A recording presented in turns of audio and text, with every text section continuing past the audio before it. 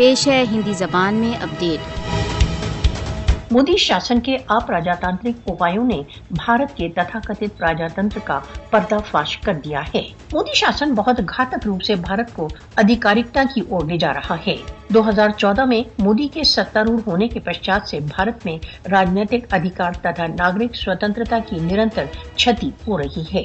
मुसलमानों तथा अन्य अल्पसंख्यकों के विरुद्ध मोदी की नीतियों ने भारत में नागरिक व राजनीतिक स्वतंत्रता के विनाश का मार्ग प्रशस्त कर लिया है। मीडिया पर सेंसर तथा नागरिक संगठनों का दमन मोदी शासन की एकारिकता के स्पष्ट प्रमाण हैं।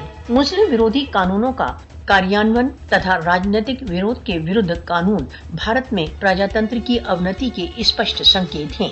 न्यायिक स्वतंत्रता मोदी के भारत में एक अतीत की वस्तु हो चुकी है। मोदी के शासन में न केवल न्यायिक व्यवस्था वरन देश का प्रत्येक संगठन हिंदुत्व विचारधारा का पालन कर रहा है।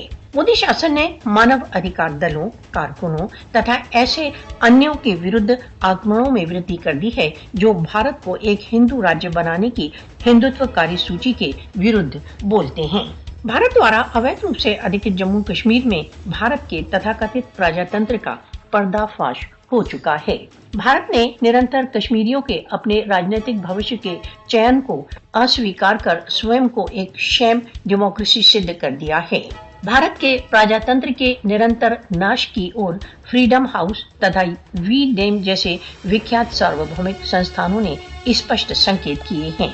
विश्व को भारत द्वारा अवैध रूप से अधिकृत जम्मू कश्मीर तथा भारतीय जनता के अधिकारों के दमन तथा मोदी की बढ़ती अधिकारिकता के विरुद्ध खड़ा होना चाहिए। विश्व को यह समझ लेना अनिवार्य है कि फासिस्टवादी मोदी शासन संपूर्ण मानवीयता के लिए एक चुनौती है।